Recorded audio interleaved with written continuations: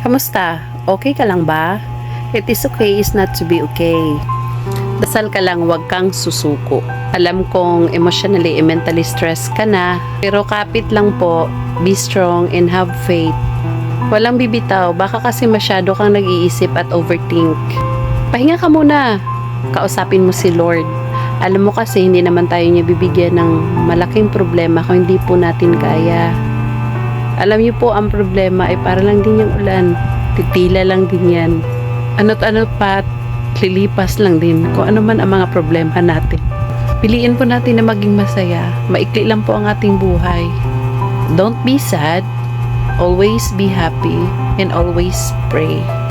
Kung ano man ang mga pinagdadaanan mo ngayon, balang araw, masasabi mo lang yan sa iba na kinaya mo pala. Kaya alam kong kaya mo yan. Basta always remember, si God, nandyan lang yan palagi sa buhay natin.